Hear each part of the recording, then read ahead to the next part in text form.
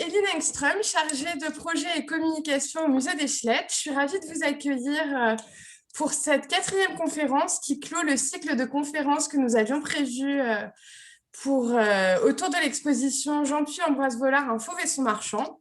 Ce soir, c'est la tapisserie au temps de Jean-Puy et des artistes fauves qui vous sera présentée par Bruno Itier, conservateur du Musée des Schlettes et ancien conservateur de la Cité internationale de la tapisserie à Aubusson. Voilà, Bruno, je vous laisse la parole et je vous souhaite à tous une très bonne conférence. Merci Eline. Tout le monde m'entend là? Ça va?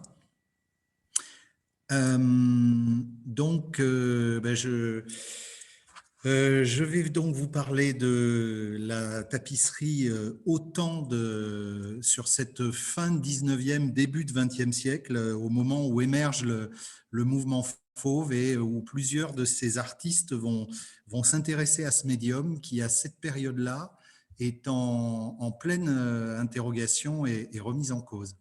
Alors, avant de commencer, je vous propose un petit tour de la bibliothèque des Schlettes, quand même, où je me trouve, parce que certains doivent se demander où je suis.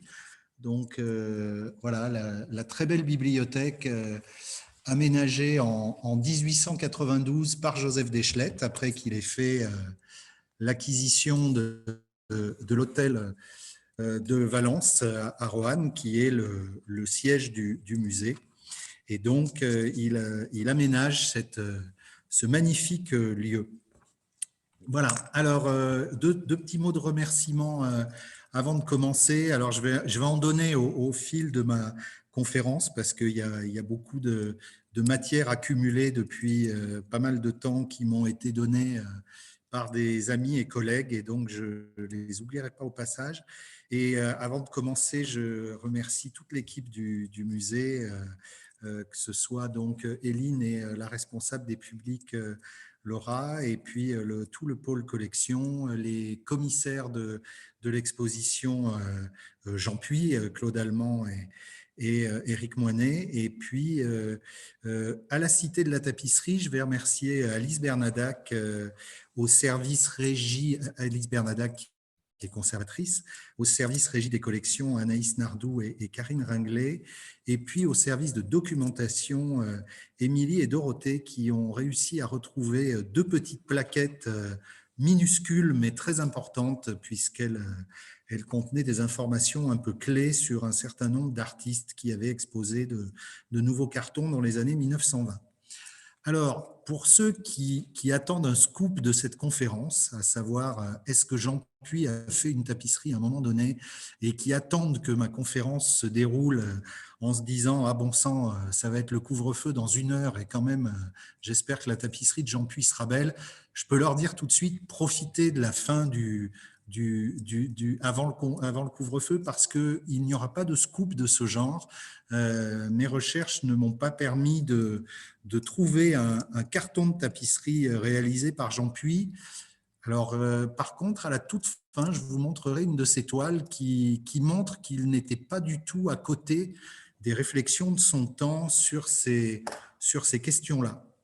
Voilà, alors on va commencer par balayer très rapidement l'histoire de la tapisserie, et pour arriver sur cette période de grande interrogation qui est à la fin du 19e siècle.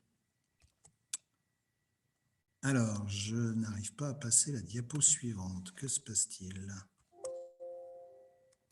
Ça y est, c'est parti.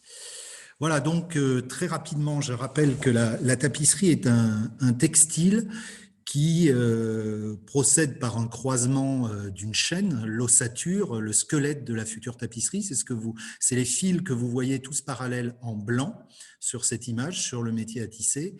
Et puis, il y a donc un croisement à l'orthogonale avec des trames qui sont de couleurs différentes. Et en fait, le principe de la tapisserie, c'est qu'on va changer de trame chaque fois qu'on voudra changer de couleur. Donc, en théorie, une tapisserie peut compter un nombre infini de couleurs. C'est évidemment pas l'objectif, mais c'est ce qui la structure. Et évidemment, tous les motifs que l'on peut créer sont infinis, et c'est uniquement par la trame que ça se fait, puisque la chaîne, ces fils blancs que vous voyez là, sont recouverts par le lissier qui va écraser ces fils de trame. Pourquoi il les écrase avec ce geste particulier que vous voyez, hein, ce peigne qui est tenu dans la main? Vous apercevez un petit morceau de bois là, qui apparaît sous le pouce de la lissière au travail.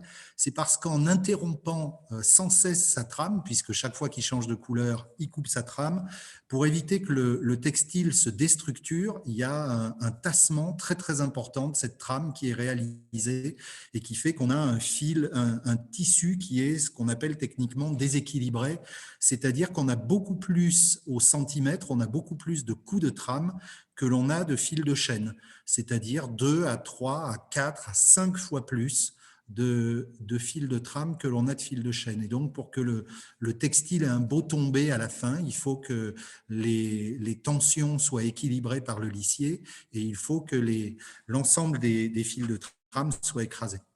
Ce qui va permettre de créer n'importe quel motif, donc en jouant sur cette trame. Et là, vous avez le détail d'une pièce du XVIIe siècle qui montre bien tous ces passages de fils de trame différents qui ont été réalisés.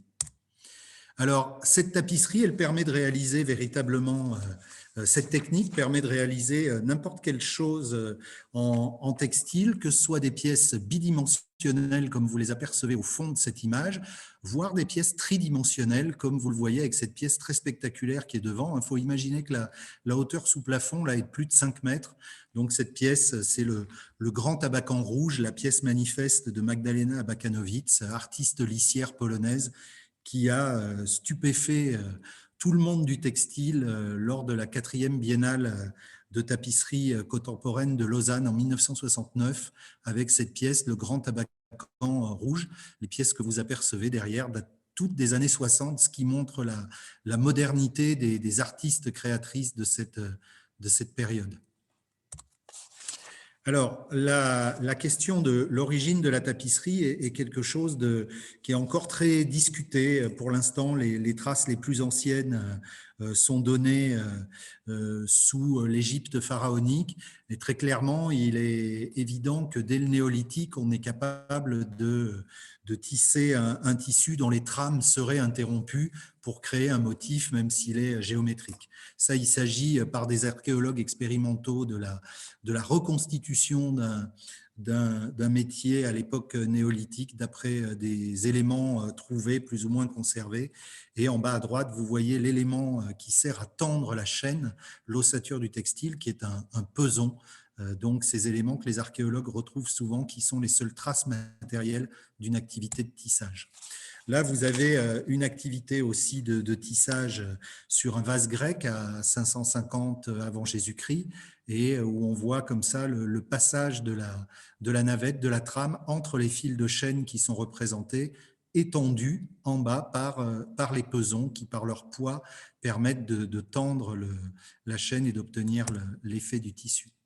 Sur cette diapo-là, vous voyez un métier inca qui est sur une illustration de Felipe de Ayala à la toute fin du XVIe, début du XVIIe siècle. Et c'est une femme inca qui est en train d'utiliser un métier portatif. Donc, c'est ce que vous voyez sur l'image de gauche. Donc, le métier est attaché d'un côté et la tension de la chaîne va être donnée par les mouvements de rotation des hanches de la femme qui est en train de tisser, puisque le métier en partie basse est attaché par une ceinture à la taille de la tisserande. Et donc, c'est par cette technique-là, et vous avez quelques exemples de métiers conservés sur la partie droite, c'est par cette technique-là qu'ont été réalisés les textiles précolombiens que l'on peut trouver quand ils sont à trame interrompue.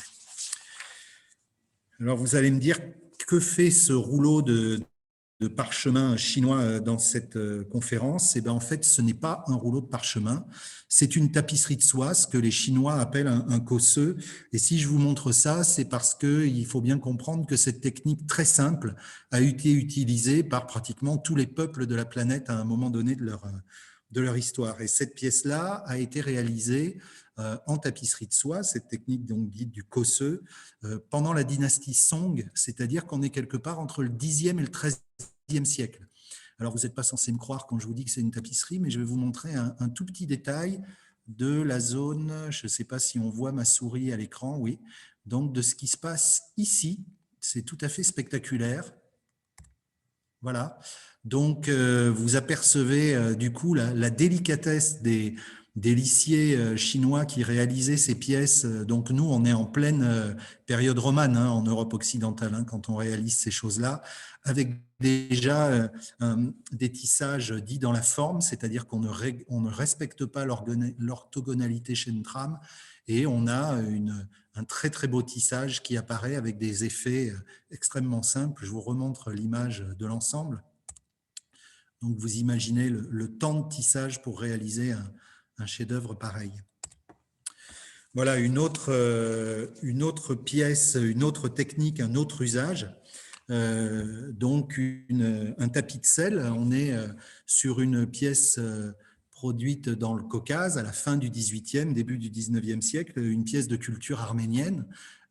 C'est une pièce qui appartient à la galerie de Berdj Ajdian à Paris, et j'aurai l'occasion de remercier Berdj et Zareh Ajdian pour l'aide qu'ils m'ont apportée à la compréhension de tout ça à travers les années. Alors, les origines de la tapisserie occidentale, elles sont quelque part au Moyen-Âge. Ce n'est pas quelque chose de très clair aujourd'hui. Beaucoup parlent d'influences venues d'Orient. Ce n'est pas forcément évident. Ça peut aussi être des choses qui sont venues par la Grèce antique. Donc, en tout cas, les pièces les plus anciennes à trame interrompue conservées en Europe et qui ont été fabriquées, il faut aller les chercher en Europe du Nord. Et là, en l'occurrence, c'est une pièce norvégienne, la tapisserie dite de Baldichol, qui est conservée au musée des arts décoratifs et du design d'Oslo. Elle est datée de la toute fin du XIIe siècle ou du début du XIIIe, donc elle est peut-être contemporaine ou en tout cas un tout petit peu plus tardive que la pièce chinoise qu'on a vue tout à l'heure, et elle a été découverte en 1879 dans l'église de Baldichol, donc dans un comté norvégien qui est à l'est de la Norvège, à la limite de la Suède. Ensuite, au cours du XIVe siècle, on va trouver des productions très intéressantes réalisées notamment en Allemagne, dans la région d'Aix-la-Chapelle. Cette pièce-là est conservée au Bayerisches Nationalmuseum de Munich, et j'ai mis à droite le petit détail. Alors j'espère que le système Zoom fait que vous arrivez à bien voir l'image à droite, et que oui, je vois qu'on peut pousser la colonne avec les participants, donc, et voir à quel point on a quelque chose de très dessiné. J'insiste là-dessus parce que vous allez voir que ça va être un des enjeux de toute la période qui va nous préoccuper, c'est la texture de la tapisserie et ce à quoi sert la tapisserie. C'est-à-dire vraiment cette logique comme ça d'un matériau qui a une identité propre, et les artistes de l'époque qui réalisent les modèles et les lissiers qui vont tissent quelque chose de gros en termes de points, et donc il y a une identité textile extrêmement forte et un dessin qui est caractérisé par la technique de la tapisserie et qui n'est pas reproductible, que ce soit en enluminure ou en peinture. Et c'est vraiment ce qui caractérise la tapisserie de cette époque médiévale. Alors, le grand développement de la tapisserie murale et décorative, on le doit à la famille de Valois, et en particulier à la grande fratrie qui, dans la seconde moitié du XIVe siècle, va dominer pratiquement toute la France, puisque dans cette fratrie, on a Charles V de Valois, qui est roi de France, et ses frères, Jean de Berry, Philippe le Hardi, qui est duc de Bourgogne, donc un duché d'une très très grande importance à la fois géographique, démographique et économique et politique, et puis Louis d'Anjou. Et on va s'intéresser en particulier à ce membre-là de la fratrie, Louis d'Anjou, qui va faire réaliser entre 1373 et 1382, donc en 9 ans, vous entendez bien, en 9 ans, je vais maintenant vous donner les dimensions de cette pièce, qui est le plus important ensemble de tapisseries médiévales conservées au monde. C'est la tapisserie de l'Apocalypse qui est conservée à Angers. Et cette œuvre, elle est constituée de 6 pièces qui mesurent 6 mètres de haut par 23,50 mètres de long. Et donc, tout cet ensemble-là a été réalisé en à peine 9 ans. Alors, c'est un ensemble extrêmement important qui est très bien conservé. Enfin, c'est la tapisserie de tous les superlatifs. La plus grande, la plus documentée. On sait l'origine des cartons, on sait qui a fait ces cartons, Hennequin de Bruges, on sait qui l'a financé, Nicolas Bataille, et on sait un certain nombre de choses, qu'elle a été emmenée à Arles pour le mariage d'un des enfants de Louis Ier d'Anjou. Donc, c'est vraiment une pièce extrêmement importante. Pour autant, à l'époque, c'est pas grand-chose. C'est-à-dire que pour la fratrie de Valois, des pièces comme ça, ils en ont des dizaines. Et on a des scènes sur l'histoire de Scipion qui sont encore plus grandes que celles-là, qui sont uniquement attestées par les archives et dont on ne conserve pas beaucoup de pièces matérielles. C'est donc ça qu'il faut bien avoir en tête, c'est que ces pièces tout à fait monumentales, qui sont pour nous des choses totalement exceptionnelles, à l'époque, elles se comptent en fait par dizaines pour chacun des membres de la fratrie Valois, ce qui représente des centaines d'ensembles de tapisseries comme ça, qui servaient de décors, qui servaient de cadeaux diplomatiques. Et c'est ça qui fonde vraiment toute l'industrie de la tapisserie en Europe occidentale et qui lui donne ce statut tout à fait particulier, ce statut monumental d'art mural, puisque dans les pièces précédentes que vous avez vues à travers le monde, ce sont des tapis de sel, ce sont des vêtements, ce sont des éléments décoratifs de petite taille, et c'est dans l'Europe occidentale qu'on lui donne cette grande fonction murale et décorative, et ça, on le doit à la fratrie des Valois. Alors, pardon, je me trompe de sens. Évidemment, on ne peut pas parler de tapisserie sans évoquer la tenture de la Dame à la licorne, qui est l'icône même de la tapisserie. Et là aussi, on va réévoquer la Dame à la licorne un petit peu plus tard, parce que c'est une pièce qui a marqué l'histoire de la tapisserie avec cet art tout à fait autonome, textile, très fort, même si maintenant on en sait plus sur elle, qu'on sait que grâce aux travaux de plusieurs historiens d'art et les expositions qui ont consacré nos collègues du musée de Cluny, on a maintenant identifié le cartonnier Jean Dipre et on a de plus en plus une présomption d'un tissage réalisé à Paris au début du XVIe siècle, donc d'une tenture de 6 pièces, dont celle-ci étant considérée comme la 6e, cette pièce intitulée « À mon seul désir ». Voilà. Qu'est-ce qui va se passer à partir du XVIe siècle? On a une rupture complète dans ce qu'est la tapisserie qui va perdre cette autonomie et cette recherche d'une écriture pour elle-même, c'est-à-dire d'une écriture textile autonome. Et ce médium tapisserie va commencer à glisser vers la peinture. Et la chose se fait de manière très très précise en ce début de XVIe siècle. Il y a déjà 2 tentatives par François Ier que je ne vais pas illustrer là, qui sont la reproduction des décors de la galerie de Fontainebleau. Hein, voilà, les Valois sont très attachés à cette question du monumental. Ces pièces sont aujourd'hui conservées à Vienne. Et puis, toujours liées à François Ier, on a la copie de la scène de Léonard de Vinci, cette peinture murale très célèbre de Milan qui va être comme ça tissée à la demande de Léonard de Vinci pour faire une copie de la peinture.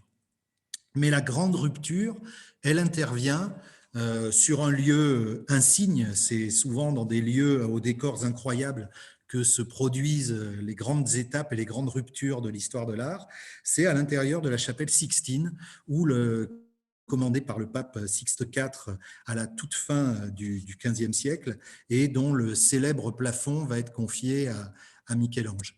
Ce qui nous préoccupe plus, ce sont les décors des murs qui vont être réalisés à la demande des papes successifs. Donc, vous voyez là sur la partie haute du mur qui est visible les peintures qui ont été réalisées par Pérugin, par Botticelli, par Ghirlandaio. Et en dessous, le pape Léon X va commander, pour être à la hauteur du décor fait par ses prédécesseurs sur les murs ou au plafond, une série de cartons de tapisserie au peintre Raphaël.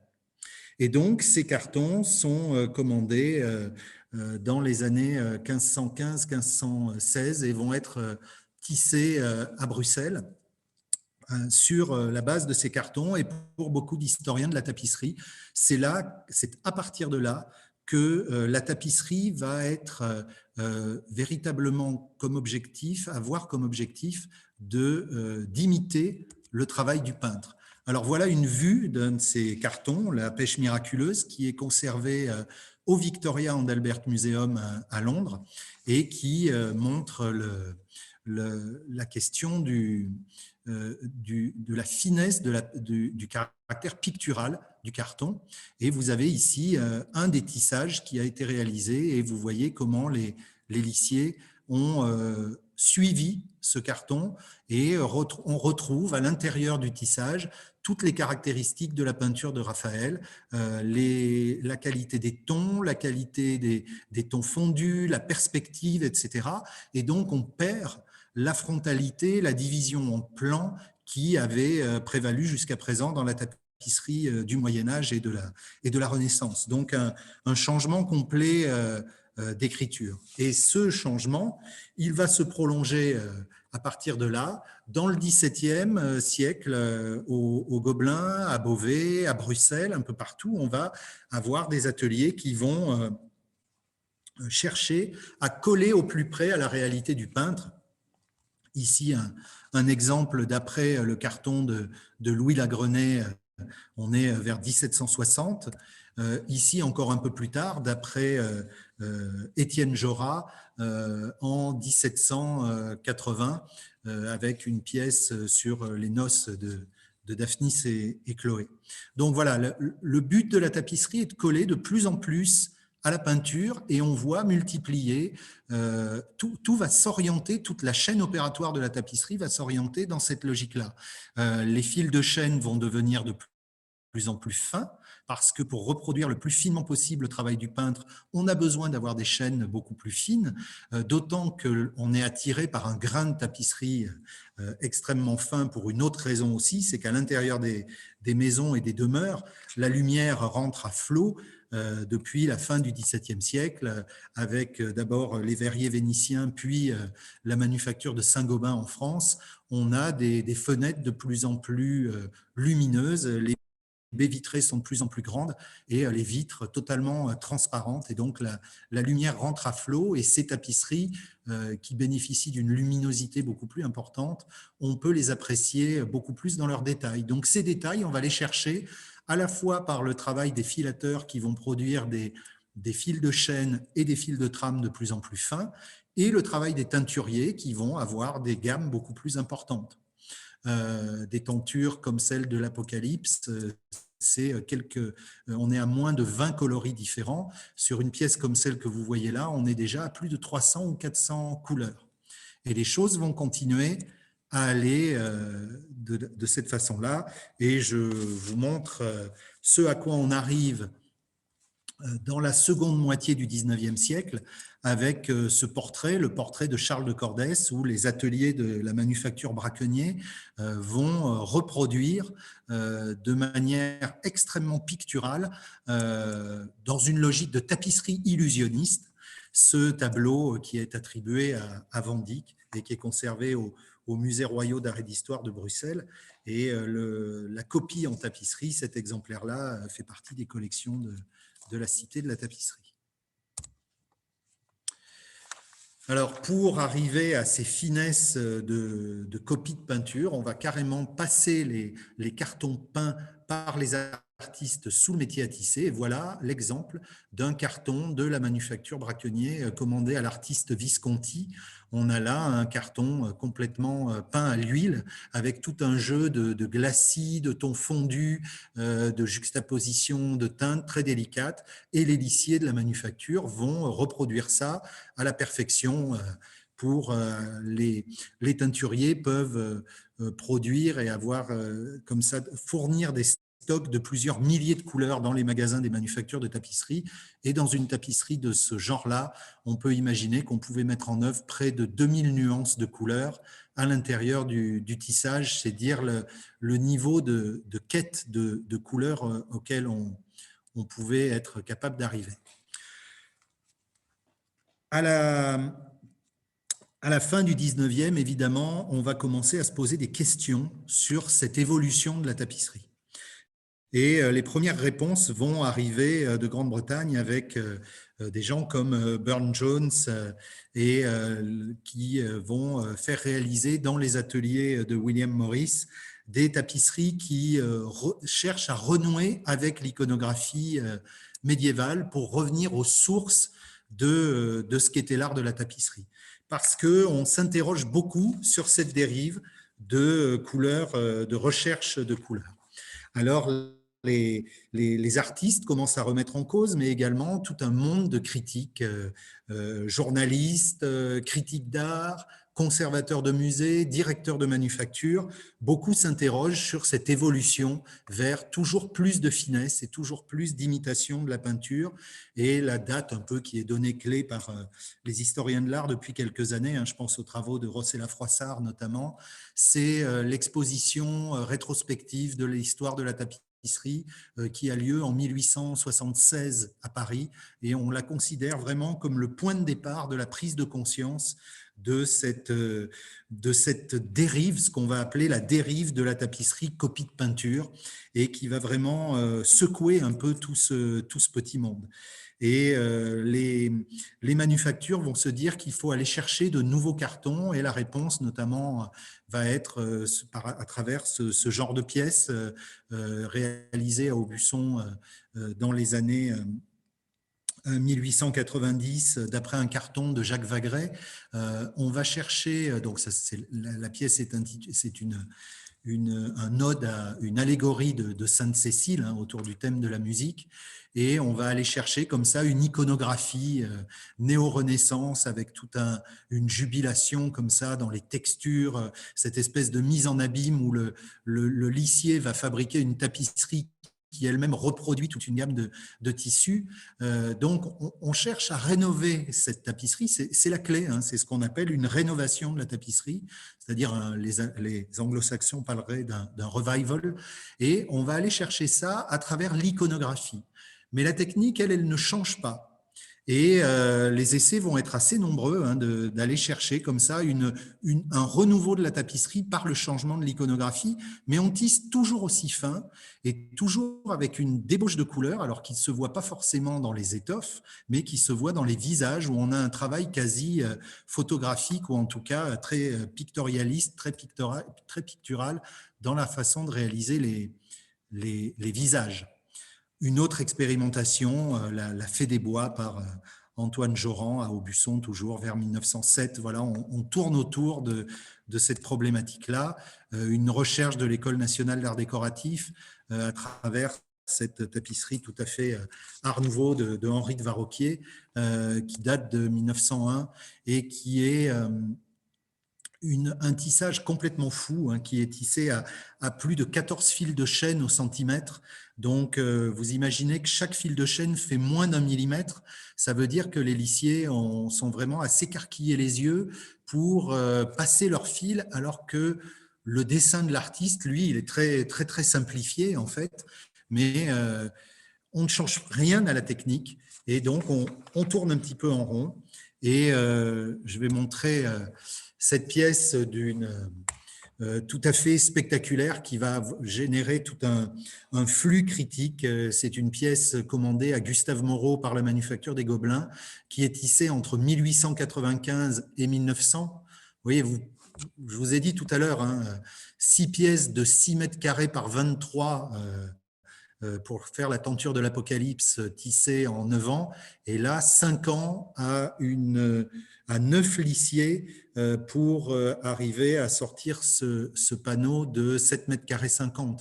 Alors quel panneau, évidemment, un panneau tout à fait spectaculaire, cette tapisserie de la sirène et du poète d'après Gustave Moreau, qui va évidemment être encensé à l'exposition de 1900, enfin donner lieu à la remise de médailles pour la réalisation de cette pièce, mais avoir un appareil critique tout autour d'elle, beaucoup plus contrasté, avec des gens remettant en cause la question du pourquoi d'un tissage aussi fin sur cette chose-là.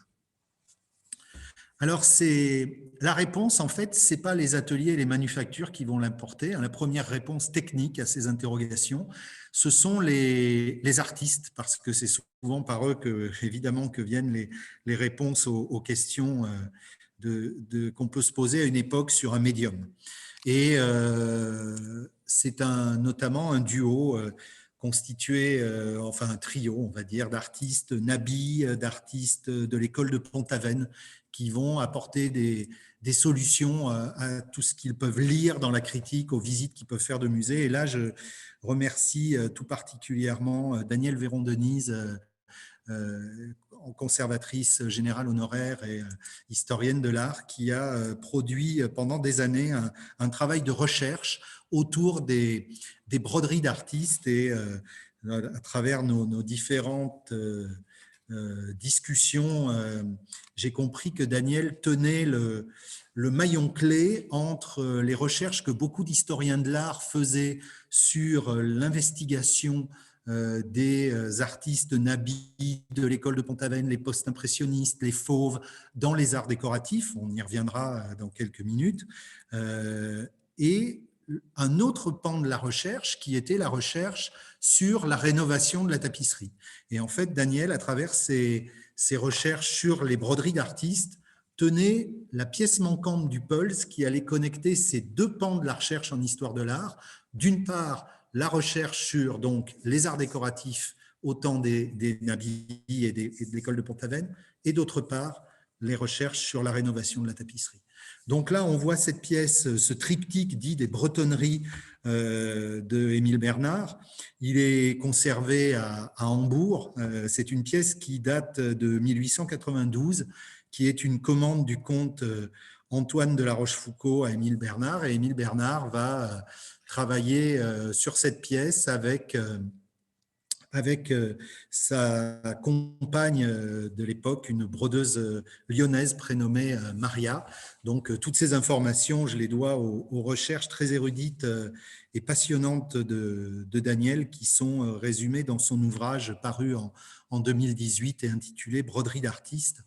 Et donc, cette pièce-là, elle montre comment, à un moment donné, l'artiste tel Alexandre le Grand va rompre le nœud gordien, parce qu'il cherche à avoir une production textile, ça l'intéresse, mais les manufactures publiques, Beauvais, les Gobelins, ou privées, Aubusson, ne lui proposent que des choses extrêmement fines qui n'ont pas d'identité textile.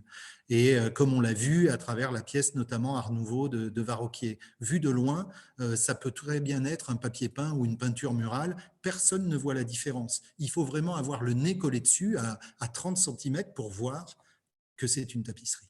Et donc, Varroquier se détourne de l'art de la tapisserie, va lui-même faire des broderies. Et là, Émile Bernard va réaliser cette étonnante pièce qui est entre broderie et patchwork de bandes de feutre qui sont juxtaposées pour réaliser cette scène ce triptyque qui est complètement dans la veine de l'école, dans l'école de l'école de Pont-Aven, et réaliser cette pièce tout à fait surprenante.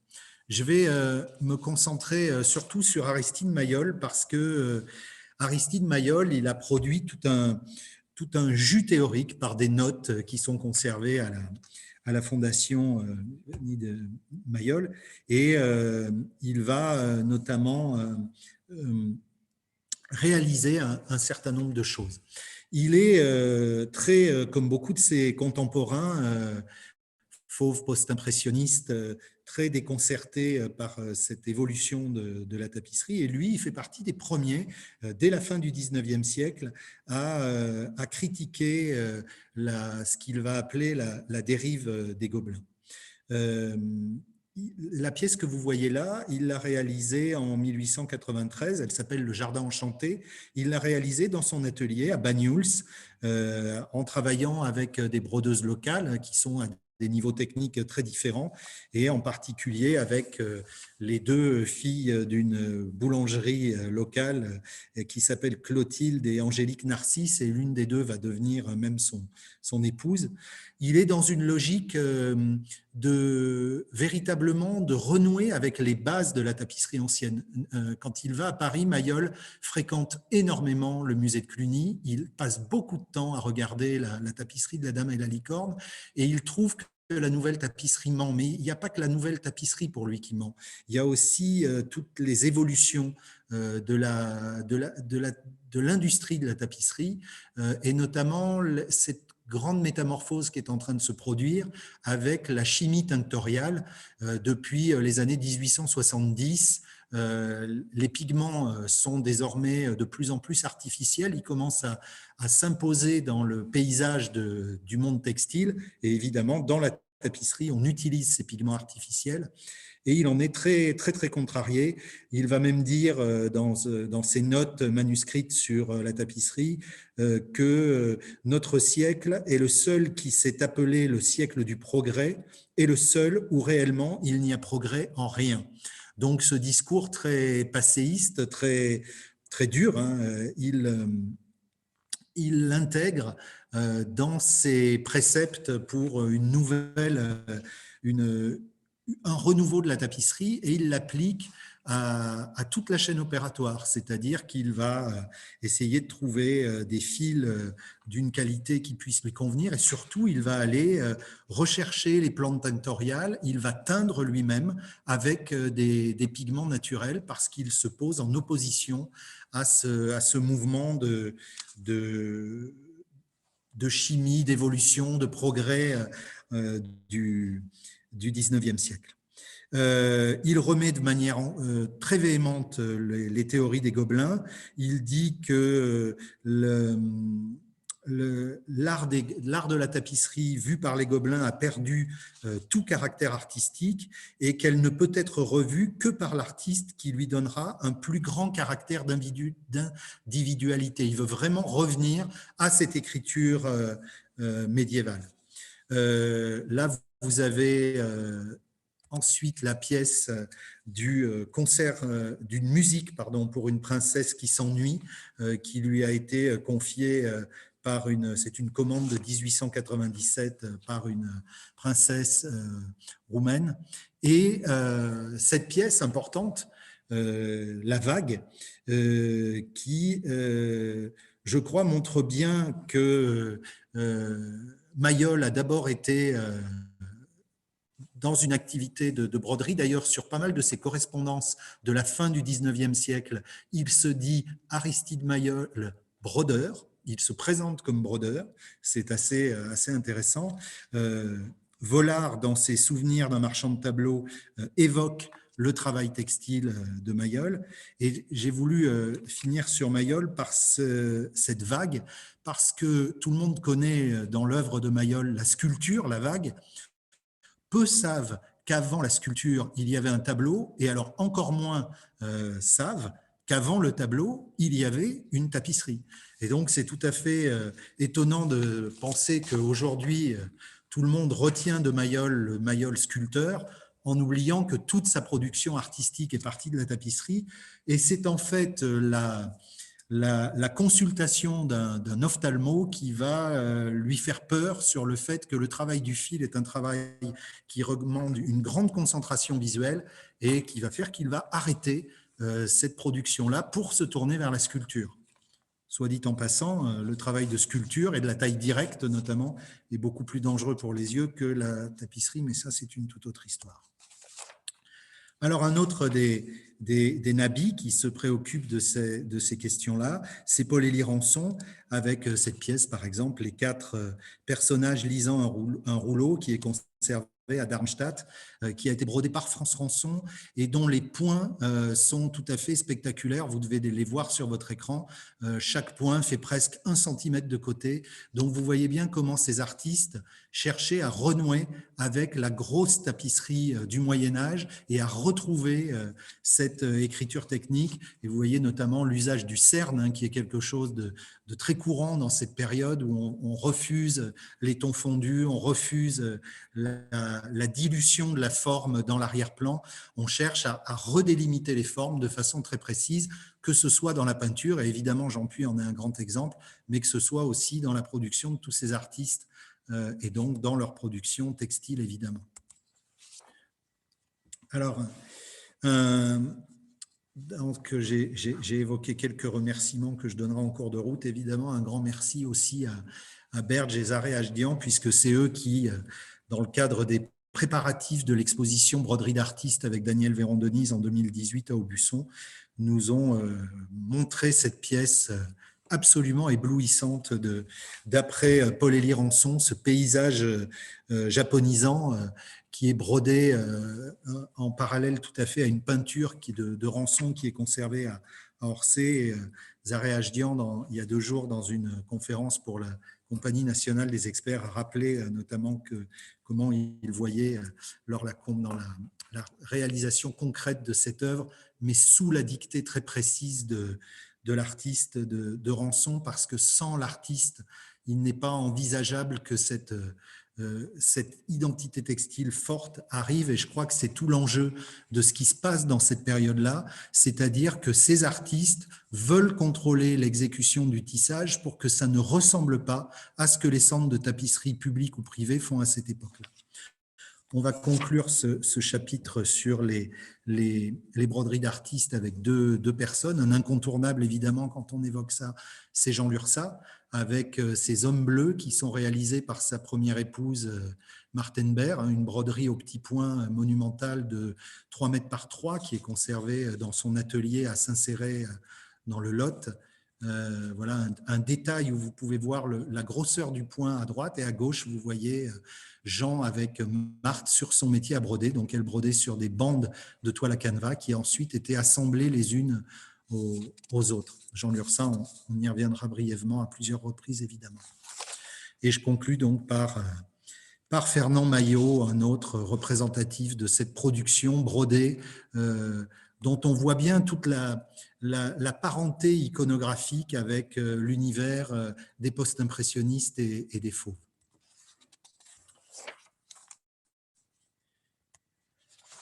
Alors, la fameuse pièce manquante du Pulse, la voilà, c'est le Paul Deltombe. Quand Daniel va étudier Paul Deltombe, en fait, elle met la main sur l'artiste qui va faire le lien entre tout ce mouvement de brodeurs, d'artistes brodeurs par le truchement de leurs femmes, de leurs mères, et qui vont révolutionner cette approche du textile et véritablement rénover ce textile. Mais pour l'instant, on ne parle toujours pas techniquement de tapisserie. La tapisserie en est toujours à ses productions de plus en plus fines, à 10-11 fils de chaîne au centimètre. Il s'avère que Paul Deltombe, donc, qui est peu ou prou un contemporain de Jean Puy, qui est originaire du Nord, sympathise avec Matisse, qu'il va rencontrer en 1902, qu'il est présent au salon de 1905, Deltombe, mais il n'a pas été retenu par la critique. Il est proche de Manguin, il est proche de Marquet, donc voilà, on y est là, dans le domaine des fauves.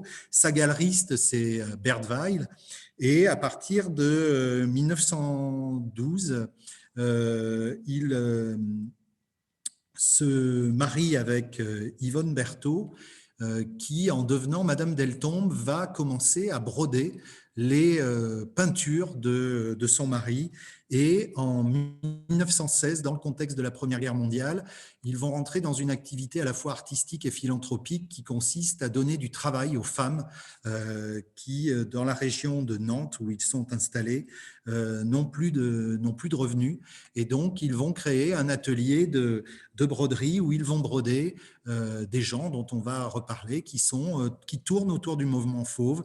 Et je pense notamment à Louis Valta, et on va y revenir. Voilà de très près le travail de broderie de Madame Deltombe. Et là aussi, encore un remerciement à la Galerie Ajdian qui a offert cette œuvre à la Cité de la Tapisserie pour pouvoir justement que la Cité de la Tapisserie dans ses collections puisse avoir le chaînon manquant qui explique comment le revival technique de la tapisserie s'est opéré. Il s'avère que Paul Deltombe, il a un ami qui est également un post-impressionniste qui fréquente les mêmes salons parisiens et qui s'appelle Antoine Marius Martin. Antoine Marius Martin, il est artiste et puis il est dans l'enseignement artistique, il donne des cours et on va le nommer professeur de l'école d'art d'Abbeville d'abord. Et en 1917, on le nomme professeur de l'École nationale d'art décoratif d'Aubusson. Et nous y voilà. C'est cette amitié Deltombe-Marius Martin qui fait que Marius Martin, quand il arrive à Aubusson, il connaît très bien les broderies de Madame Deltombe. Il va, quelque temps plus tard, publier un article dans la revue Art et Décoration sur les broderies de Madame Deltombe et il montre comment Madame Deltombe réduit la palette de l'artiste, s'affranchit des tons fondus, etc. et comment elle change complètement la peinture en un textile et comment elle développe une écriture textile à partir du modèle de l'artiste. Et donc, ça nous permet d'avoir comme ça une réflexion vraiment nourrie sur cette question du médium textile au service d'un artiste qui s'intéresse qui participe à ces mouvements contemporains de la peinture. Alors, Deltombe va évidemment fournir des peintures à son ami Marius Martin pour que Marius Martin expérimente leur transcription en tapisserie de lys. Et la pièce que vous avez là est faite d'après une peinture de Deltombe. Le tissage est maladroit. Il est réalisé par un élève de 2e année de tissage de l'École nationale d'art décoratif d'Aubusson. Il appartient aux collections toujours de l'École nationale d'art décoratif et à ce titre est déposé à la Cité de la Tapisserie. Marius Martin cherche donc à rénover lui aussi l'art de la tapisserie, mais grâce à l'aide des Deltombe, il va faire quelque chose que personne n'a fait jusqu'à présent. Il va, excusez-moi pour cette expression triviale, il va mettre les mains dans le cambouis et il va aller voir le lissier et travailler avec lui sur le métier et changer la façon de tisser. C'est totalement sacrilège, ça va lui attirer beaucoup d'inimitié, ce n'est pas notre sujet, je ne vais pas rentrer dans le détail, mais il faut savoir que le conseil municipal d'Aubusson va demander à plusieurs reprises, va voter des motions pour que l'État, qui est le patron de l'école d'art décoratif d'Aubusson, limoge Marius Martin. Le député de la Creuse, Camille Benassi, va allumer, littéralement, là aussi, excusez-moi pour la trivialité de l'expression, mais va allumer Marius Martin dans la presse publiquement en fustigeant ce monsieur qui va mettre au chômage les meilleurs peintres cartonniers. Il fait référence à ceux qui font les très bons cartons peints à l'huile que vous avez vus tout à l'heure et qu'avec sa prétendue rénovation de la tapisserie, il va complètement déstructurer, il est en train de complètement déstructurer l'enseignement de l'école d'art décoratif et donc la formation des futurs lycéens. En attendant, il n'en a que faire, l'État le soutient et avec tout le réseau des artistes avec lesquels il travaille, il va progressivement avoir un travail d'intervention sur la façon dont on tisse et en quelques années, il va considérablement faire grossir les fils de chaîne. Alors je vois des petits dessins là, qui apparaissent, je ne sais pas par quel hasard ils apparaissent là.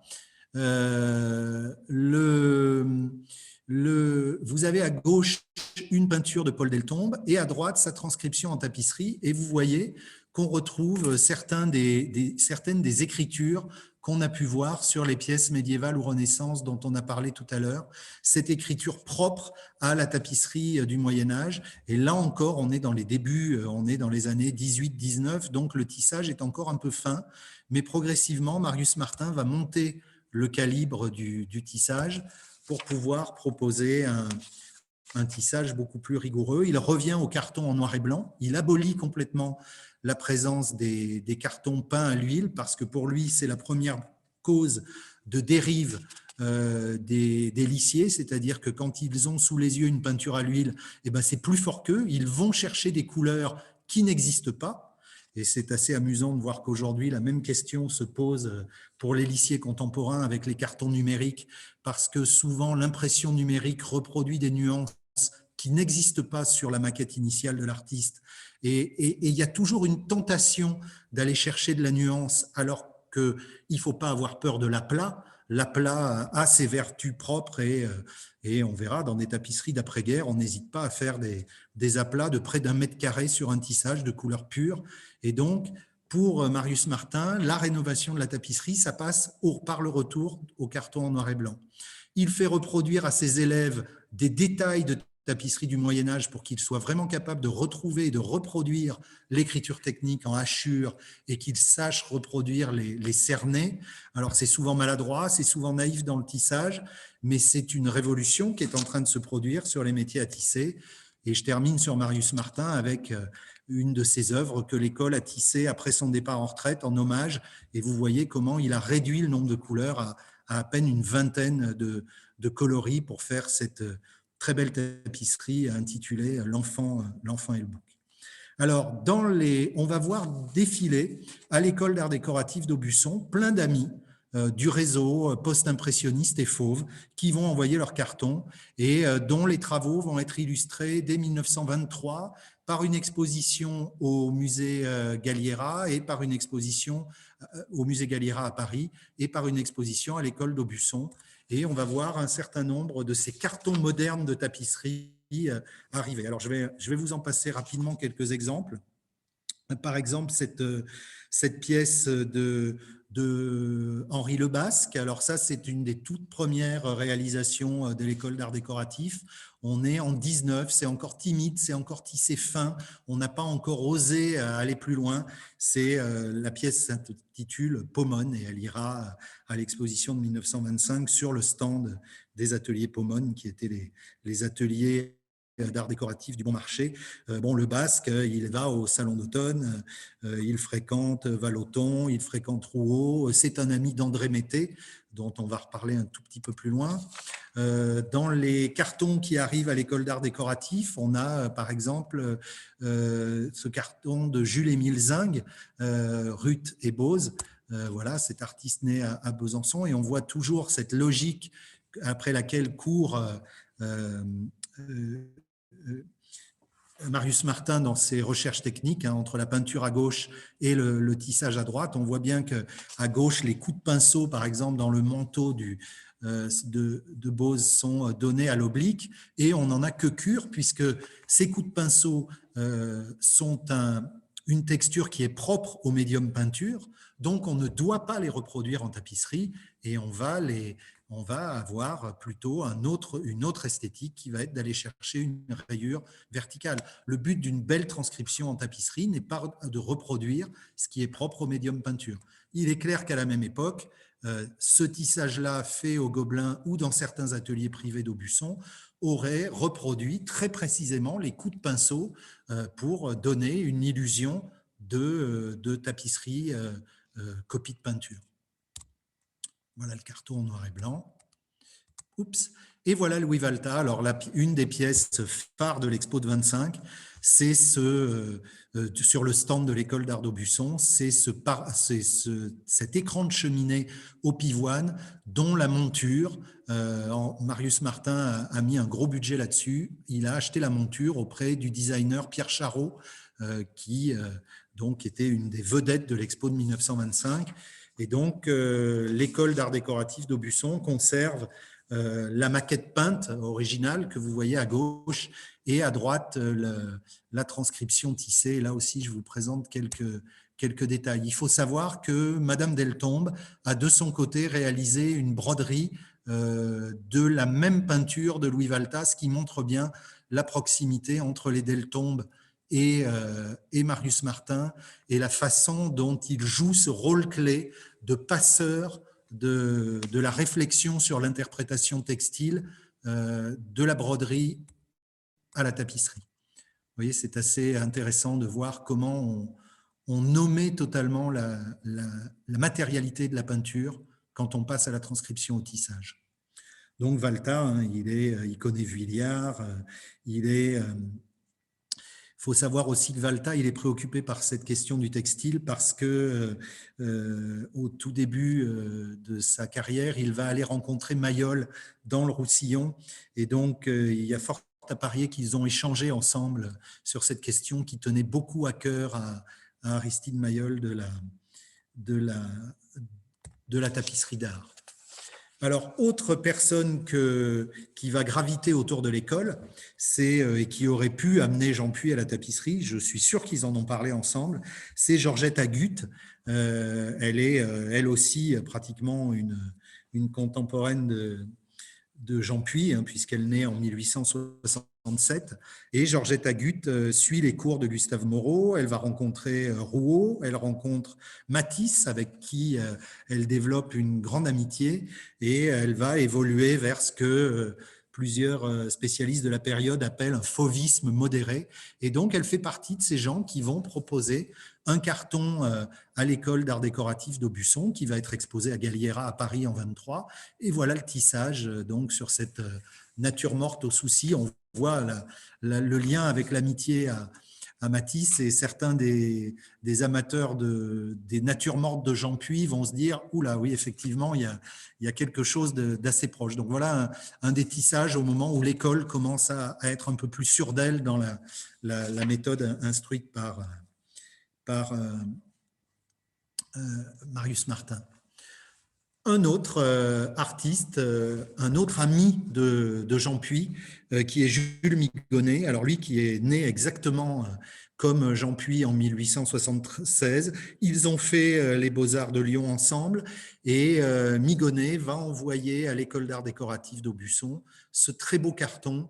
Alors il ne reste que ce carton, la tapisserie elle est quelque part, on ne sait pas où. On a dans les archives de l'école le fait qu'elle a été remise à l'artiste, mais on ne sait pas où ce tissage se trouve aujourd'hui. Vous voyez là aussi la façon, le travail sur le cerne, c'est une pièce dont on aimerait voir le tissage, parce que la peinture déjà est véritablement très très belle et très très très intéressante.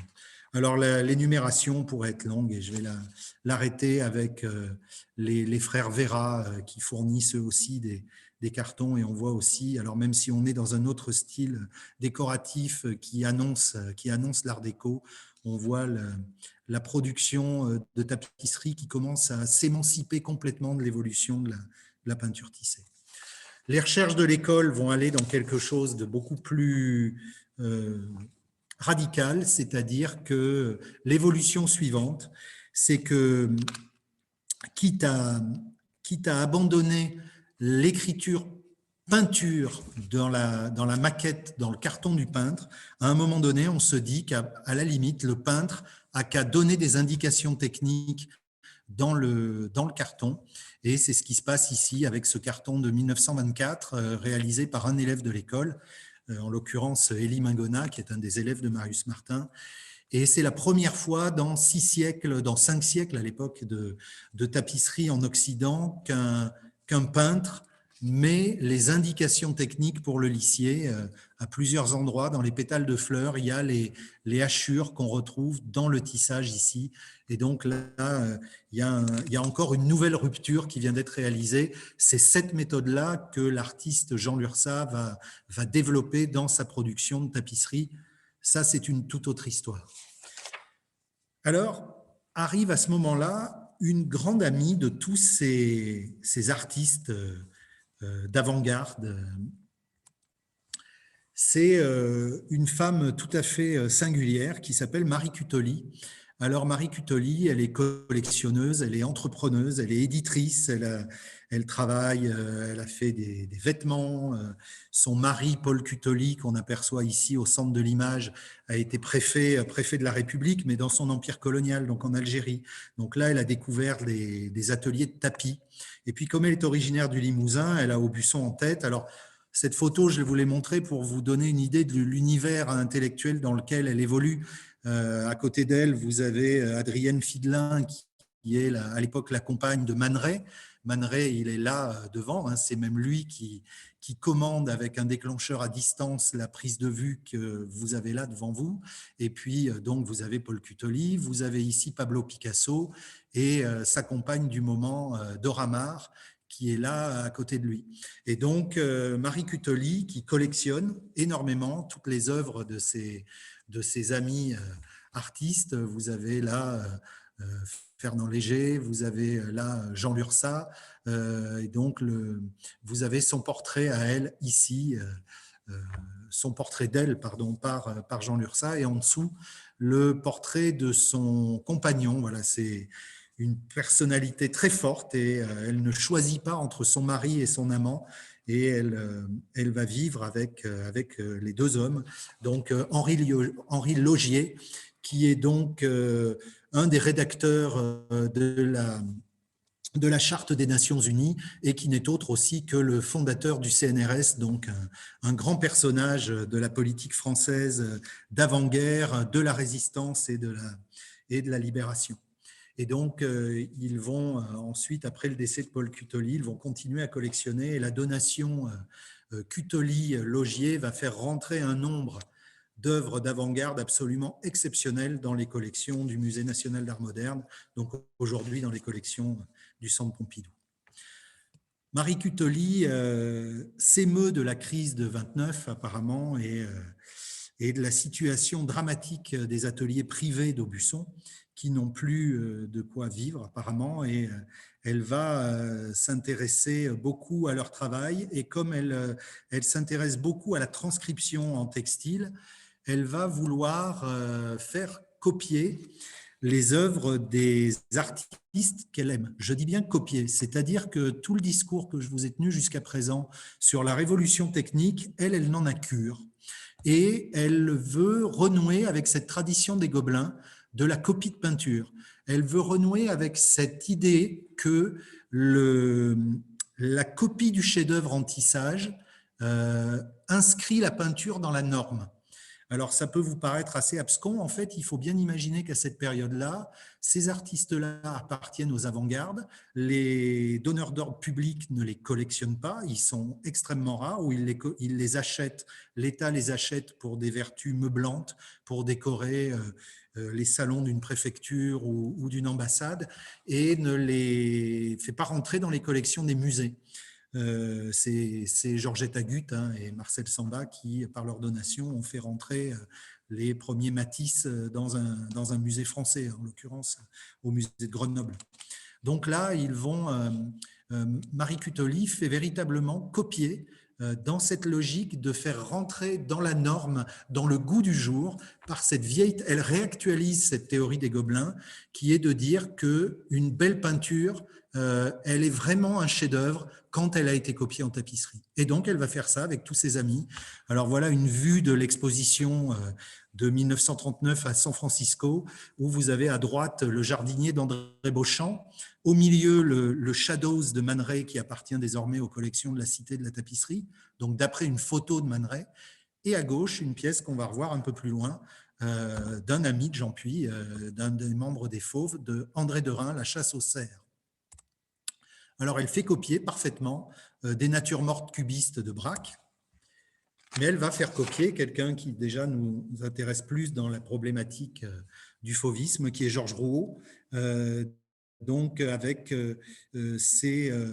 sa première rencontre avec la tapisserie pour Rouault passe par Marie Cutoli, avec les premiers cartons qu'elle lui commande dès 1933, et elle va véritablement mettre la peinture originale sous le métier à tisser. Alors qu'on s'entende bien, c'est pas elle qui tisse. Marie Cutoli n'a jamais été lissière, elle n'a jamais possédé d'atelier de tapisserie, et elle a fait un travail d'éditrice, et elle a fait travailler des ateliers privés d'Aubusson et de Feltin. Et donc, ce que vous voyez là n'est pas la peinture de Rouault, mais bien sa transcription en tapisserie. Il n'y a plus d'identité textile forte. Il faut vraiment se coller le nez dessus pour voir que c'est un textile. Ça va, dans ce contexte de renouveau technique, ça va lui attirer certains ennuis, notamment avec celui qu'elle a mécéné peu de temps avant, qui était Jean Lurçat. Une autre pièce, La Petite Famille de 1933, qui appartient à la Bard's Foundation à Philadelphie. Voilà, c'est donc cette technique ancienne, extrêmement fine. Vous voyez, ça c'est le dos de la tapisserie.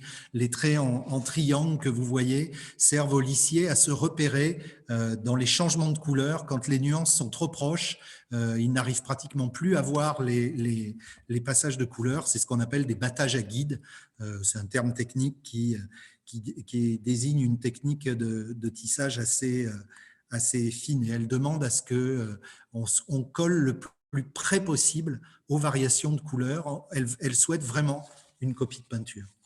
Alors voilà le travail de Derain, donc cette chasse au cerf. Vous avez à gauche le carton et à droite le tissage réalisé par Marie Cutoli. Elle a demandé à ce que l'artiste dessine une bordure. Elle leur demandait toujours, puisque pour elle, dans l'histoire de la tapisserie, il y a toujours une bordure. Et vous voyez comment Derain va répondre à l'exercice. L'ensemble appartient aujourd'hui au musée de Troyes. Matisse, le carton à gauche, la pièce à droite, la pièce tissée à droite. Vous voyez qu'il y a eu des variations, évidemment, que Matisse a demandé des modifications et que le carton, en fait, l'image que vous avez à gauche est une des étapes de sa réflexion, et comme beaucoup de ses œuvres, son exigence l'a amené à revoir, et le carton de tissage qui a véritablement servi au tissage n'est pas là, il a beaucoup évolué. C'est évidemment quand Marie Cutoli lui passe commande d'un carton, il vient de faire son voyage en Polynésie qui l'a énormément marqué. C'est un voyage qui était important pour lui. Matisse a déjà 61 ans quand il va en Polynésie, et c'est une véritable expédition à l'époque. Et donc, c'est beaucoup plus qu'un voyage en Italie ou un voyage en Orient qui s'est complètement banalisé. Et donc, voilà la tapisserie qui sera réalisée en 1935, éditée par Marie Cutoli. Alors, Matisse va produire d'autres tapisseries, très peu. Celle-ci, qui a été faite en 1946, démarrée en 1946 et tombée de métier en 1949 au Gobelin, d'après un carton photographique, puisque la peinture ne pouvait pas être présente pour réaliser le tissage. Et donc, entre la peinture de la femme au luth et le tissage, il y a beaucoup de modifications, puisque Matisse a directement retravaillé sur le carton photographique, donc un agrandissement photo à échelle 1. Et puis, évidemment, il va faire réaliser à Beauvais le diptyque Polynésie. Vous avez ici la mer et là le ciel, qui ont été tissés en plusieurs exemplaires. Et il y a 48 heures, ceux qui ont suivi sa conférence, Zaré Hachdian a montré l'extraordinaire textile Dogon que conserve la galerie Hachdian et qui a toujours deux étiquettes signées de la main de Matisse, et qui montrent que Matisse avait un textile exactement similaire. Alors, je ne parle pas du motif blanc, mais je parle du fond à carreaux bleu clair et bleu foncé. Et c'est une pièce tout à fait émouvante que conserve la galerie, qui montre bien la culture textile de Matisse et qui lui permet de nourrir des pièces de ce type-là. Autre grand ami de Jean Puy, Dufy, Raoul Dufy, son amphitrite. Vous avez une étude à la gouache à gauche, un petit fragment édité par Marie Cutoli d'après la gouache à droite, et puis la grande pièce, cette grande amphitrite qui est conservée au musée de Göteborg. Là encore, une copie de la peinture de Dufy. Toujours chez Dufy, une collaboration avec Beauvais dans les années 30, avec les Monuments de Paris, qui annonce l'année suivante ce travail avec Marie Cutoli, tissé à Aubusson, Paris, la tapisserie là, appartient au Centre Pompidou, mais il est singulier de voir que c'est un cadeau du docteur Barnes. Donc, cette pièce a transité par les États-Unis avant de revenir en France. C'est assez étonnant de voir son parcours. Dufy va continuer l'aventure selon la méthode de la tapisserie mise au point par Antoine Marius Martin et qu'avait repris ensuite à son compte Jean Lursa. Ce que vous voyez là, c'est un fragment du carton de la tapisserie Le Bel Été, qui est de la main. Ça, c'est un carton autographe de Dufy, c'est-à-dire que reprenant les méthodes de l'école d'art décoratif. Dufy continue dans la tapisserie dans les années 40 en abandonnant la méthode de Marie Cutoli de copie de peinture et va vers il veut une identité textile plus forte et là il va utiliser la méthode de Jean Lurçat, donc née des recherches de Marius Martin de l'école d'Aubusson, qui consiste à ce que l'artiste peigne lui-même son carton et donne les indications de tissage. Voilà la tapisserie et donc la bande de carton que vous voyez correspond à la partie gauche de cette tapisserie. Là, le carton qui est en mauvais état, mais c'est une belle relique, on va dire, qui appartient aux collections de la Cité et qui provient du fonds de la manufacture Tabar. Donc, le carton de la tapisserie Le Bel Été. Donc, ça, c'est le carton de tissage, le carton inversé gauche-droite, qui va passer sous le métier. Donc, lui, il a été réalisé d'après la peinture originale de Dufy, qui est...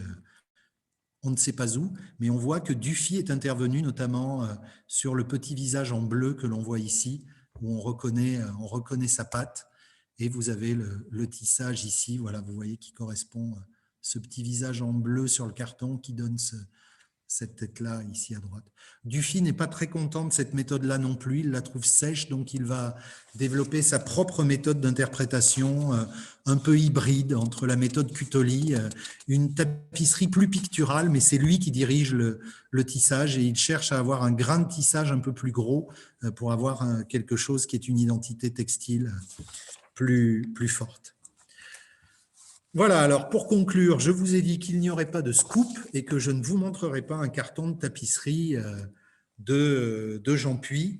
Il ne figure pas aux différentes expositions de cartons modernes qui vont être organisées en 1923 à Aubusson ou au Palais Galliera, mais où donc, on l'a vu, il y avait nombre de ses amis, je recite Migonnet, Agut, Dufy, etc. On sait que Jean Puy, voilà son autoportrait, n'a pas hésité à aller vers d'autres arts et je fais un clin d'œil et je remercie Éric Moinet pour la conférence qu'il nous a donnée il y a quelques semaines. Donc, il est l'un des commissaires de l'exposition et c'est lui qui a signé dans le catalogue les essais sur Jean Puy et la céramique. On sait que Jean Puy, pourtant, s'est essayé à d'autres formes d'expression artistique. Évidemment, il est un artiste de son temps et lui aussi, il s'intéresse à d'autres formes d'expression. Et voilà une des céramiques qu'il a réalisées avec André Mété pour cette collaboration, cette incursion dans le domaine de la céramique. Alors, je voudrais vous montrer un tableau très particulier de la collection. On s'est interrogé dessus avec Éric en se demandant s'il n'avait pas été un carton de tapisserie. Alors, c'est pour ça que j'ai demandé à Émilie et Dorothée de rechercher ces plaquettes de l'exposition de 1923 à Galliera, parce que je me disais, si Puy a fourni un carton dans cette période, il a été exposé à Galliera. C'est ce tableau, parce qu'il est un peu intriguant. Ce tableau est intitulé « L'arrivée du bateau vapeur au port du Palais à Belle-Île ». C'est une toile de 1921, la période colle bien, mais il n'y a pas que la période qui colle bien, il y a le cadrage.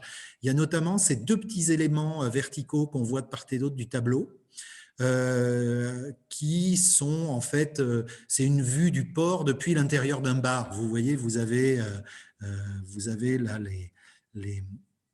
les tables sur la terrasse du bar, et puis donc vous avez les deux côtés de la vitrine, et qui ont été esquissés un peu vite.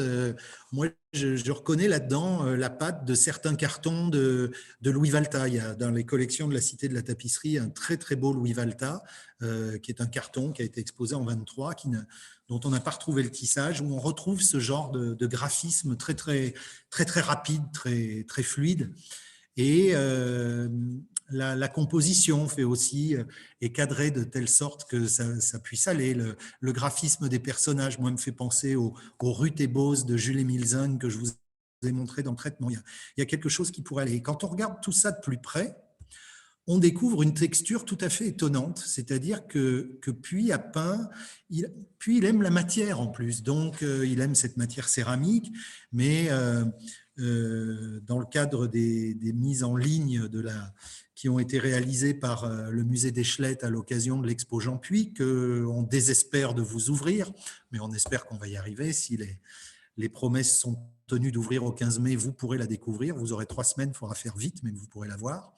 Il y a un très très beau tableau, un nu dans l'atelier qui a été entièrement travaillé sur la réserve et Eline Ekström a réalisé un très très beau montage qui est très très bien fait, qui permet de voir toute la façon dont Puy a joué sur la texture du bois pour illustrer le corps. Elle a fait comme ça toute une série de photos très très rapprochées qui vous font découvrir ce qu'est techniquement le travail sur la réserve et qui vous montrent comment Puy a su jouer avec la matière. Et donc là, c'est très étonnant. La toile qu'il a choisie est tout à fait particulière dans son œuvre. Il n'utilise pas traditionnellement ce genre de toile extrêmement grosse. Alors, je vais vous montrer encore un détail encore plus spectaculaire. On dirait ces grosses toiles de Reps sur lesquelles l'URSSAF, quelques années plus tard, va faire imprimer des tapisseries pour avoir de l'argent pour financer le tissage de son fameux et célèbre Chant du Monde. On dirait cette grosse toile grossière qu'on va utiliser pour faire de la tapisserie imprimée.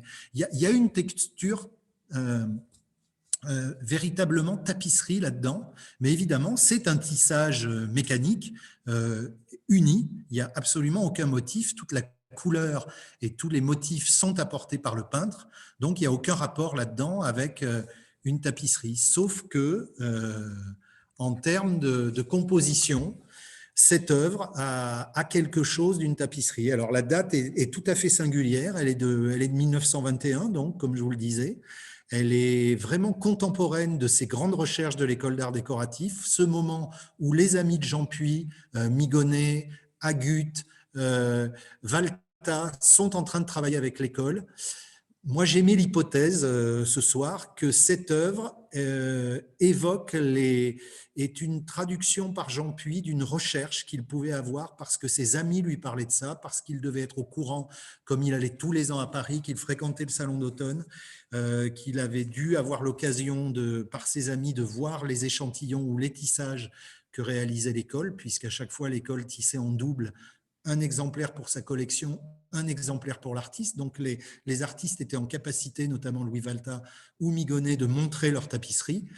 Et j'ai mis l'hypothèse que Jean Puy a peint cette œuvre en pensant peut-être aux appels du pied que devaient lui faire ses amis. Et j'aimais aussi l'hypothèse que jusqu'à preuve du contraire, il n'a pas franchi le pas et il n'a pas réalisé de carton. Ou alors peut-être que cette œuvre est un carton qui n'a pas été ensuite tissé, mais je ne crois pas, puisque ça fait partie des œuvres qu'immédiatement Ambroise Vollard a achetées pour la galerie. Et ce qui est tout à fait singulier, c'est que presque 30 ans plus tard, dans l'une des successions Vollard, Jean Puy va racheter cette œuvre. C'est la seule œuvre qu'il va racheter auprès de la galerie Vollard ou dans les successions Vollard. C'est la seule œuvre de lui-même qu'il va comme ça faire l'effort de racheter parce que, évidemment, il ne va pas la racheter le prix que Ambroise Vollard la lui avait payé à l'époque. Et il y était attaché. C'est lui-même qui va y faire l'encadrement, qui va lui apporter cet encadrement. Et puis, quelques années après sa mort, 3 ans après sa mort, la famille de Jean Puy va en faire don au musée, ce qui fait que nous avons la chance de l'avoir dans nos collections. Voilà, excusez-moi, j'ai été un peu long. Je suis à votre disposition s'il y a des questions.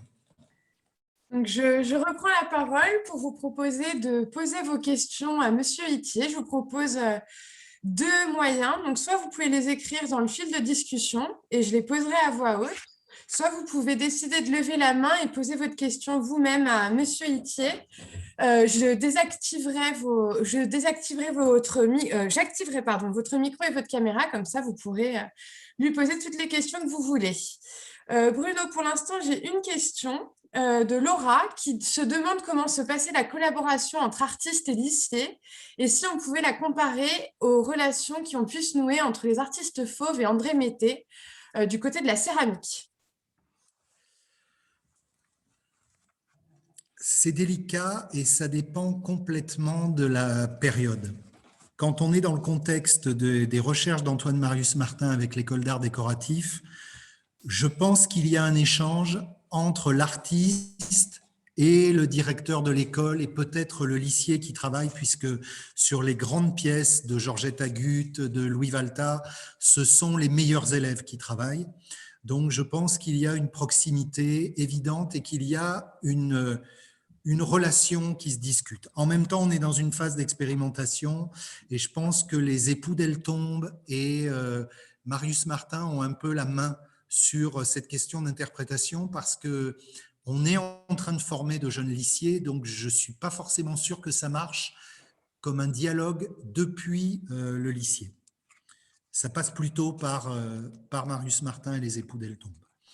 Pour ce qui est de Marie Cutoli, alors là, très clairement, il n'y a aucune relation entre les lissiers et les artistes. C'est bien ce qui va faire provoquer le désamour de beaucoup de ces artistes pour la tapisserie. Je citerai juste une anecdote, c'est Braque qui était assez déçu de l'expérience avec Cutoli parce que c'était vraiment une copie de sa peinture, et quand quelques années plus tard, on lui repropose à nouveau, après-guerre, de le tisser, il va répondre de façon un peu caustique pour faire une copie de ma peinture, si vous voulez la faire en tapisserie, c'est pas la peine, il y a des photographes qui sont bien meilleurs pour ça.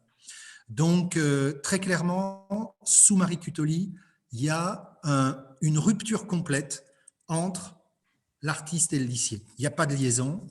Et ensuite, par exemple, ce que Dufy va rechercher, ça va être justement de pouvoir avoir un lien, de pouvoir avoir un dialogue. Et c'est toute la finesse ensuite que vont apporter d'autres méthodes d'interprétation après-guerre. Je pense notamment aux travaux de Pierre Baudouin comme interprète. Interprète de Braque, interprète de Le Corbusier, interprète de Picasso. Baudouin va toujours chercher à être le lien entre l'artiste et le lissier, et de plus en plus ensuite on va avoir des liaisons directes artiste-lissier, oui. Mais dans ces périodes-là, c'est un peu compliqué. La relation que pouvaient avoir effectivement les artistes fauves avec André Mété, c'est une relation très privilégiée que je pense que certains ont appréciée. Ça peut être une des raisons pour laquelle puis à continuer à travailler avec Mété, parce que je pense que c'est très très agréable pour un artiste d'avoir une bonne osmose avec le praticien avec lequel on réalise. Merci beaucoup. Alors, on va revenir un peu plus tôt dans votre conférence et j'ai une question. Est-ce que les développements de la photographie participent à l'émancipation de la tapisserie vis-à-vis de la peinture ? Pas au démarrage. Le premier carton photographique de l'histoire, c'est Man Ray qui le réalise avec son rayogramme pour Cutoli, Mr. and Mrs. Woodman, où là, on a véritablement un asservissement. On est dans une logique de copie de peinture et Cutoli fait faire une copie de photo. Et ces copies de photos, elles se font encore. À la fin du XXe siècle, les Gobelins ont fait une copie d'une photo. Enfin, beaucoup connaissent peut-être cette œuvre qui est un trompe-l'œil. C'est une photo de Gérard Schlosser où on voit un corps partiellement dénudé avec l'arrière d'une voiture, on reconnaît une 2 chevaux et puis un élément de campagne derrière. C'est une copie de la photo, clairement. Alors, dans le cadre de Matisse, effectivement, Matisse, ça c'est le deuxième carton photographique de l'histoire. Quand les Gobelins tissent Matisse à partir de la peinture de la femme aux luttes, effectivement, Matisse va redessiner le carton comme il le souhaite directement sur la photo. Pour autant, c'est très... Enfin, ceux qui connaissent l'œuvre de Matisse et sa façon de travailler savent à quel point il était perfectionniste, savent à quel point il retouchait sans cesse une composition, il la gardait au mur de l'atelier avant de dire « c'est ok, c'est bon, ça part ». Et donc là, on peut considérer que ce travail-là, il est là-dedans, dans cette logique. Ensuite, le travail du carton photographique qui va vraiment se développer à Aubusson à partir de 1950-51, quand Denise René développe une tapisserie abstraite, la galeriste Denise René, et prend comme maître d'œuvre, alors c'est un pan de sa biographie qui est complètement inconnu, et je pense que c'est une belle piste de recherche pour les conservateurs et chercheurs dans les années à venir, c'est Victor Vasarely qui va être le cartonnier, et il travaille sur la photographie. Alors, la façon dont Vasarely va interpréter les maquettes de Le Corbusier, on pourrait considérer qu'effectivement, par le truchement de la photographie, il redonne une certaine autonomie au médium tapisserie. En même temps, il est très directif dans la façon de tisser.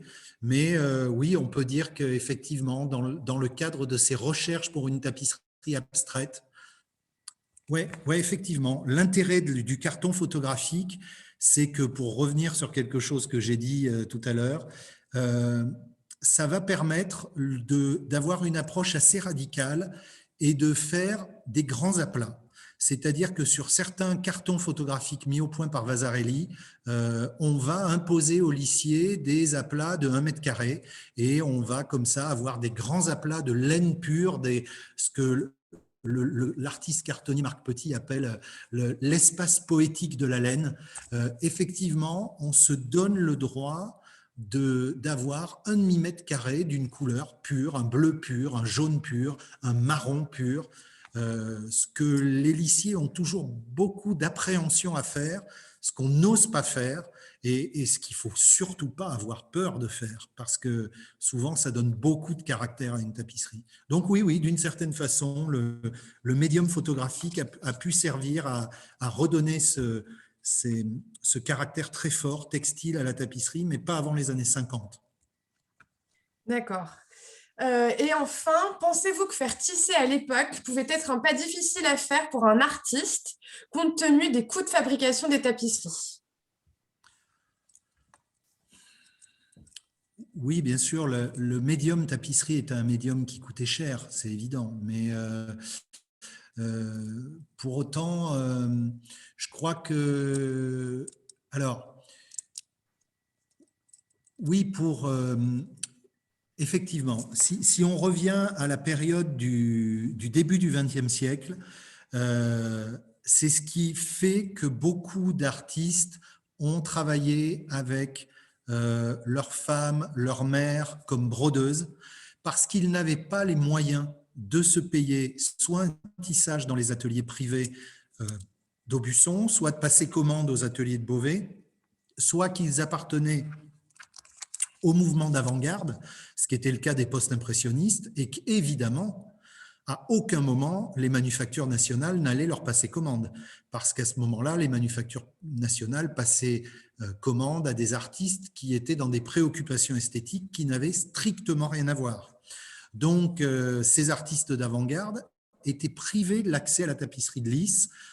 Et effectivement, la question de l'argent pouvait être un problème.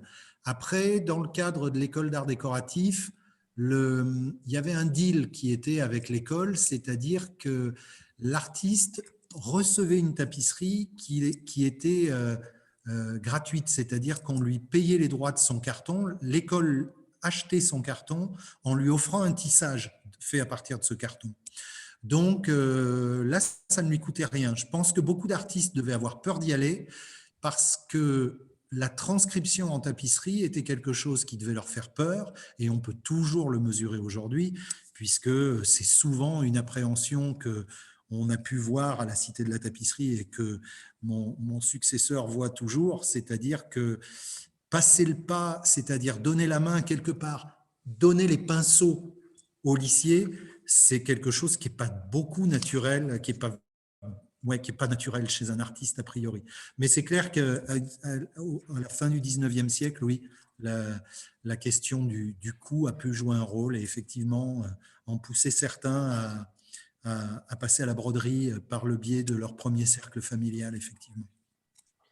Merci beaucoup. Je pense qu'on n'a plus de questions. Merci pour cette passionnante conférence.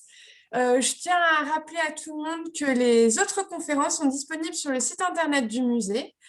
Voilà, si personne d'autre n'a de questions, je vous remercie, je vous souhaite une bonne soirée.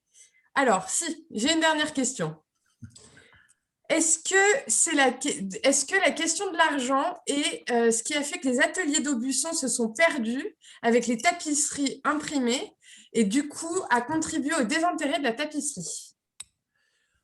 Alors, non, les ateliers d'Aubusson ne se sont pas perdus dans la tapisserie imprimée. Là, l'internaute fait référence à… Alors, il peut faire référence à deux choses. La première peut être les tapisseries imprimées que l'URSSAF va faire. Et comme je l'ai glissé rapidement, il fait imprimer des tapisseries. Elles sont imprimées, si je ne dis pas de bêtises, vers Bourgoin-Jallieu, sur une grosse toile, comme celle qu'a utilisée Jean Puy pour le tableau qui est toujours à l'écran.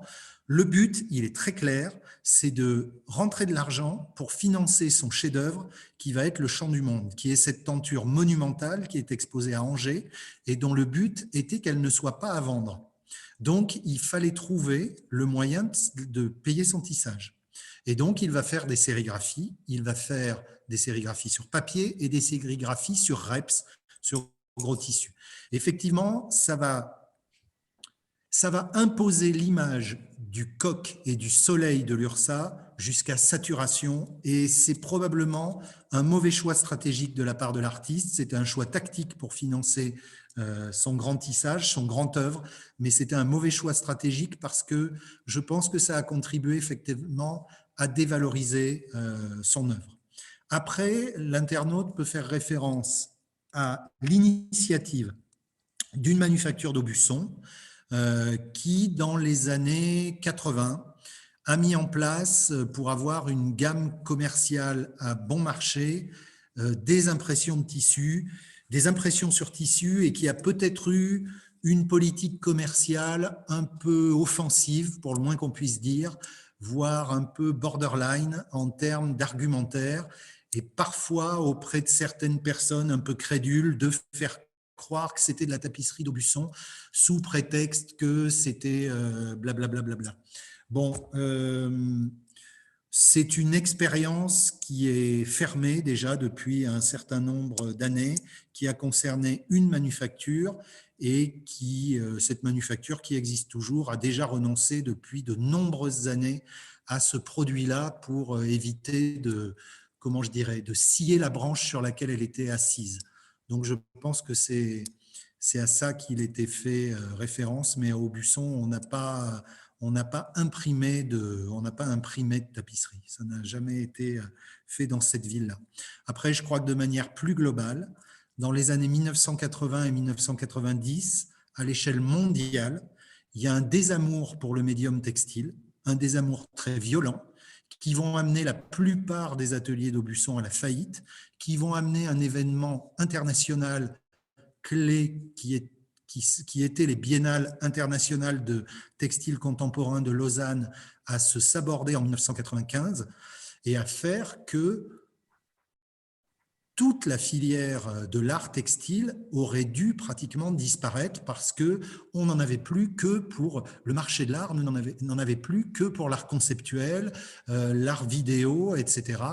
Et c'est seulement dans les années 2010 qu'on a, par un jeu de contre-culture lié au tout numérique et à la dématérialisation, qu'on a un retour des jeunes plasticiens vers la matière. Ça a commencé par la céramique avant 2010, ça a continué par le textile.